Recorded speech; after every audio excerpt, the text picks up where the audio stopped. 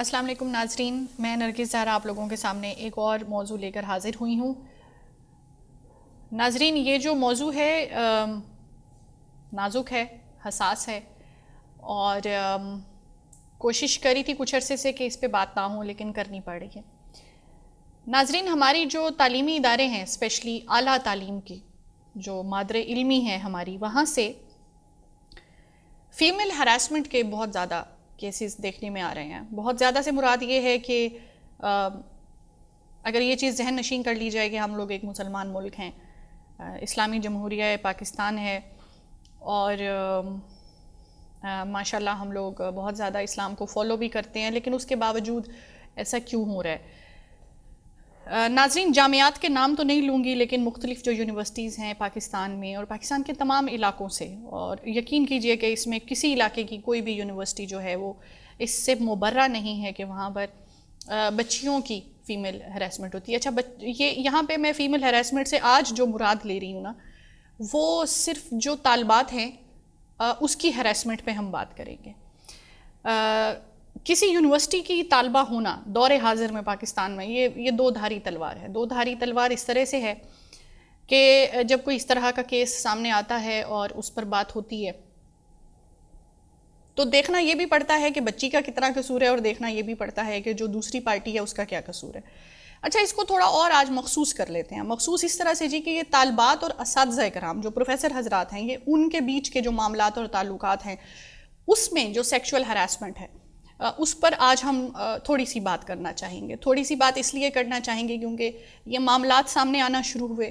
پہلے ان کو دبایا گیا، پہلے تو ایسا ہوتا تھا کہ وارڈن کی حد تک، والدین کی حد تک یہ بتائے جاتے تھے، اور جو بھی متعلقہ ڈپارٹمنٹ ہوتا تھا وہاں پہ اس کے ہیڈ یا چیئرمین سے بات ہو جاتی تھی، وائس چانسلر سے بات ہو جاتی تھی۔ ناظرین، بڑھتے سالوں کے ساتھ یہ اتنے زیادہ کیسز سامنے آنے لگے کہ پھر اوورآل پاکستان میں ہی ایک ہراسمنٹ ایکٹ، اس پہ ہم آلریڈی بات کر چکے ہیں، ہمارا ایک لیکچر ہے اس پہ، 2010 میں وہ آیا، اور ہائر ایجوکیشن کمیشن جو ہے پاکستان کا، اس نے یہ لازمی قرار دے دیا تمام پاکستان کی جامعات کے لیے جو کہ HEC ریکگنائزڈ ہیں، یعنی وہ تمام جامعات جو رجسٹرڈ ہیں ہائر ایجوکیشن کمیشن کے ساتھ، ان کے لیے یہ لازمی تھا کہ 2011 سے پہلے وہ چند اقدامات اس روشنی میں ضرور لے لیں۔ نمبر 1، ہر یونیورسٹی کے لیے یہ ضروری تھا کہ وہ ایک ہراسمنٹ ٹاسک فورس بنائے، یعنی ایک کمیٹی وغیرہ یا کچھ اس طرح کا گروپ فیکلٹی ممبرز کا یا ذمہ دار لوگوں کا یونیورسٹی میں بنایا جائے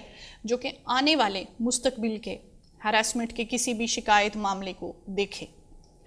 دوسرا، یونیورسٹیوں کے لیے یہ بھی لازمی قرار دیا گیا کہ اب ہراسمنٹ کمپلینٹ سیل بنائیں، مختص کر دیا جائے کہ اپنی سابقہ جو بھی ریپیوٹ ہے اس کے مطابق یہ چند لوگ ہر ادارے میں یا ہر ڈپارٹمنٹ میں یہ بندہ یا یہ کمیٹی یا یہ لوگ، جیسے بھی ہوتا ہے کہ آپ ایک آفس بنا دیتے ہیں کہ اگر کسی طالبہ کو اس طرح کا کوئی مسئلہ اپنے کسی استاد کے ساتھ آتا ہے تو وہ یہاں پر آ کر اپنی شکایت درج کرائے۔ اور اس میں ہائر ایجوکیشن کمیشن نے جینڈر ایکویشن بھی دی کہ جب طالبہ بات کرنے آئے تو جو آپ کا کمپلینٹ سیل ہوگا اس میں خواتین بھی ہوں، ایسا نہ ہو کہ بات کرنے کے لیے صرف حضرات بیٹھے ہیں اور بچی پریشان ہے اور وہ بات نہیں کر پا رہی۔ دوسری چیز، یونیورسٹیز کے لیے یہ بھی ضروری تھا کہ وہ ہراسمنٹ مانیٹرنگ آفیسرز تعینات کریں، ان کی تھوڑی بہت ٹریننگ کی جائے، ان کو بتایا جائے کہ یہ ہراسمنٹ ہوتی کیا ہے۔ جب ایک شخص یہ کہتا ہے کہ ہراسمنٹ، کہتی ہے خاتون کے لڑکی کہ یہ ہراسمنٹ ہوئی ہے، اور استاد یا پروفیسر کہتا ہے کہ نہیں ہوئی ہے، تو اس کے بیچ میں معاملہ مناسب الفاظ استعمال کرتے ہوئے، مناسب سوالات پوچھتے ہوئے، کسی کو بھی شرمندہ کیے بغیر کس طرح سے حل کیا جائے، یہ بات طے کیسے ہو، تو ایک مانیٹرنگ آفیسر ہو۔ ایک پاکستانی PhD اسکالر، انہوں نے PhD کیا ملک سے باہر، اور وہاں سے بیٹھ کے پاکستان بھی انہوں نے سفر کیا، اور یہاں پہ آ کے انہوں نے سینکڑوں جو یونیورسٹی کے لیکچررز اور پروفیسرز اور اسسٹنٹ پروفیسرز ہیں، سینکڑوں کا سیمپل لیا، ان کو سروے کوسچنز بھیجے اسی معاملے سے متعلق۔ اور ناظرین، 17%، صرف 17% فیکلٹی ممبرز جو ہیں آپ کی جامعات اور یونیورسٹیز کے، وہ یہ جانتے تھے کہ اچھا اس طرح کے بھی کوئی آرڈرز آئے تھے HEC کی طرف سے۔ یا اس طرح کی بھی کوئی پالیسی آئی تھی؟ صرف 17% کو پتا تھا اور کسی کو پتا ہی نہیں تھا، معلوم ہی نہیں تھا. دوسری چیز کہ 80% نے یہ کہا کہ ہمارے ہاں، ہماری جامعات میں، ہماری یونیورسٹیز میں اس طرح کا کوئی بھی قدم نہیں اٹھایا گیا، اس معاملے میں کچھ نہیں کیا گیا. ناظرین، یہ معاملہ اتنا حساس ہے کہ میں یہاں پہ نام نہیں لے سکتی. چند ایک واقعات ایسے ہوئے ہیں کہ بچیوں کی خودکشیاں رپورٹ ہوئی ہیں. چند ایک واقعات ایسے ہوئے ہیں کہ بچیوں نے اپنی تعلیم ادھوری چھوڑ دی ہے. کچھ واقعات ایسے ہوئے ہیں جہاں پہ بچیاں فرسٹریٹ ہوئی ہیں اور انہوں نے مختلف مواقع پہ اس کی بات کی ہے. یہ کس ڈپارٹمنٹ میں ہوتا ہے، کس شعبے میں زیادہ ہوتا ہے، کس عمر کے اساتذہ کرام یہ زیادہ کر رہے ہیں، اس میں کوئی تفریق نہیں ہے. یہ وہ بزرگ بھی کر رہے ہیں جو کہ شاید نانے دادے بن چکے ہیں، یہ وہ لوگ بھی کر رہے ہیں جو کہ ان میرڈ ہیں اور ابھی ابھی اپوائنٹ ہوئے ہیں. اور اس میں میرے ایک فاضل کولیگ ہیں جو کہ یونیورسٹی میں پڑھاتے ہیں اور پڑھاتے ہوئے بھی انہیں 16-17 سال ہو رہے ہیں. انہوں نے ایک بڑی اچھی بات کی. انہوں نے کہا یہ جو تھیسس یا اسائنمنٹ کے سلسلے میں استاد کے دفتر میں جا کر ملنا ہوتا ہے، یہ بڑا خطرناک ہوتا ہے. اور اسپیشلی تھیسس کے لیے جب آپ تحقیقی مقالہ لکھ رہے ہوتے ہیں، 1-2 سال آپ کی ملاقات ہونی ہوتی ہے، اپنے سپروائزر سے ہونی ہوتی ہے. سپروائزر اس چکر میں کچھ اپنے آرٹیکل بھی بچیوں سے یا بچوں سے لکھواتا ہے. ہراسمنٹ کی شکلیں ہوتی ہیں. آج تو خیر ہم اسی ایک ہراسمنٹ پہ کام کر رہے ہیں. ناظرین، بچیاں جو ہیں ان کا احساس ذمہ داری کم ہوا ہے. کچھ بہت خوفزدہ ہیں، کچھ ایسی بچیاں بھی ہیں جو صرف یونیورسٹی میں برقعے لے کر آتی ہیں. کچھ بچیوں کا لباس، میں چونکہ یونیورسٹی میں پڑھاتی بھی رہی ہوں اور میں نے 1 سے زیادہ یونیورسٹیوں میں ناظرین مختلف عرصے میں پڑھایا ہے. یقین کیجئے بعض اوقات ان کا لباس ایسا ہوتا تھا کہ خاتون ہونے کی حیثیت سے میں سوچ رہی ہوتی تھی آپ سر کور کرنے کو ایک طرف رکھیے، لیکن موڈیسٹی کا جو پیمانہ ہے اس سے وہ باہر کی بات ہوتی تھی اور آپ حیران ہوتے تھے کہ مطلب کیوں یہ گھر سے اس طرح آئی ہیں تو ان کے والدین نے ان کو کیوں نہیں بتایا کہ بیٹا یہ اس طرح تو آپ تعلیمی ادارے میں نہیں جاتے ہیں.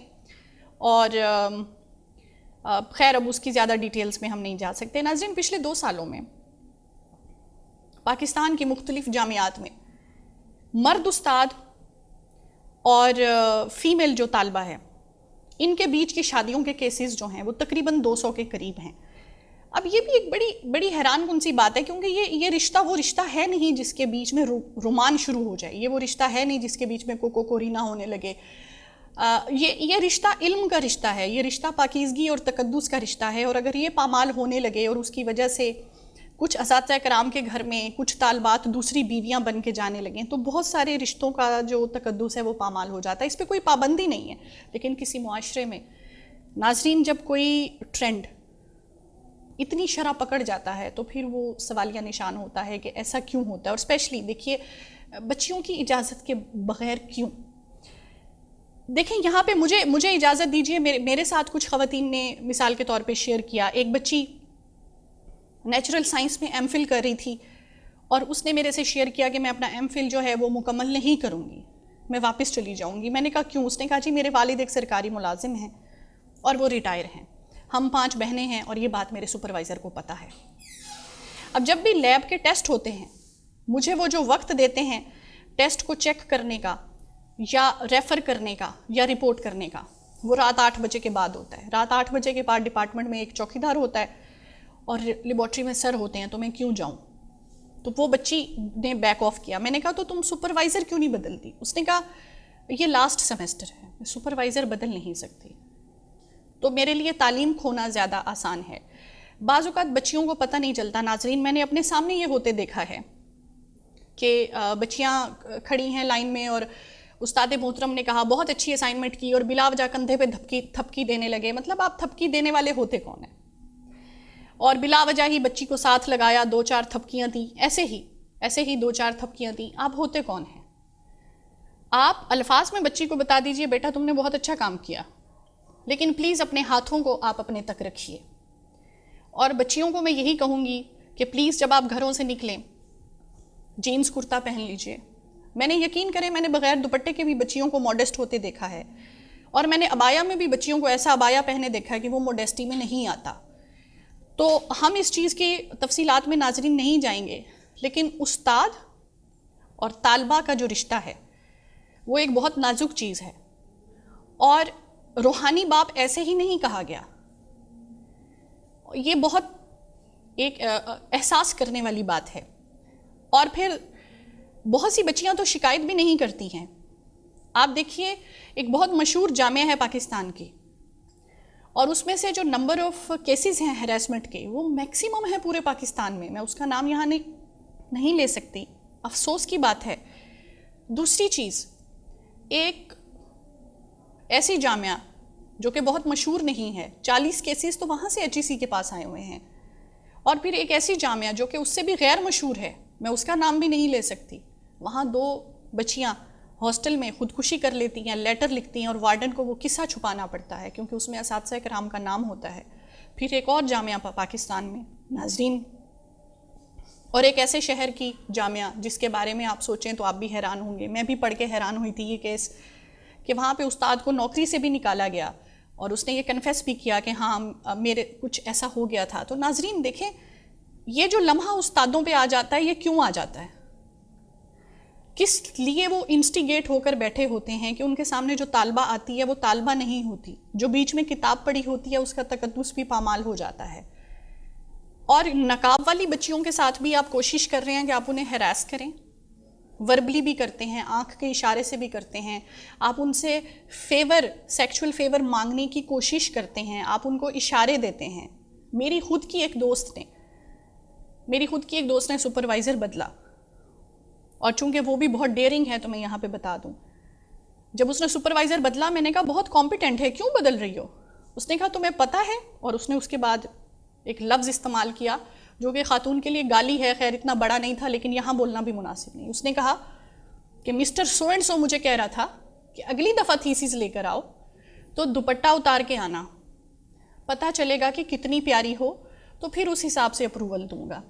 اور ناظرین اس بندے کی اسی سیمسٹر میں ریٹائرمنٹ بھی تھی، آپ اس کی عمر کا اندازہ لگا لیجئے، اور ایک بچی جو ماسٹرز کر رہی تھی اس کی عمر کا اندازہ لگا لیجئے. تو ناظرین یہ حالات ٹھیک حالات نہیں ہیں. یہ سارے جو پروفیسر حضرات ہیں بہت سارے انہوں نے تعلیم حاصل کی ہوئی ہے، اور ان کے علم نے کہیں ان کے اندر سرایت نہیں کیا. عاجزی تو دور کی بات ہے، ان کی انسانیت بھی ان کی ہاتھوں سے سلپ ہو رہی ہے. میری گزارش ہے کہ ان لوگوں کی تعداد بڑھ رہی ہے، اس چیز کو سیریس لیجئے.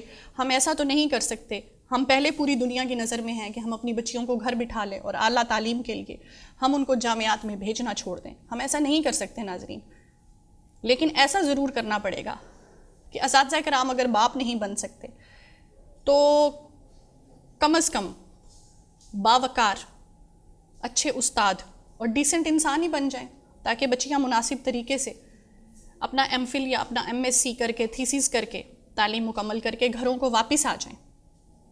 کیونکہ آپ کی بیٹیاں بھی کل کو کسی جامعہ میں جائیں گی اور اسی معاشرے کا کوئی مرد اپنی ذہنیت کے ساتھ کسی بھی وجہ سے ان پہ کوشش کر سکتا ہے. دعاؤں میں یاد رکھیے گا، کچھ برا لگا تو معذرت. اللہ حافظ.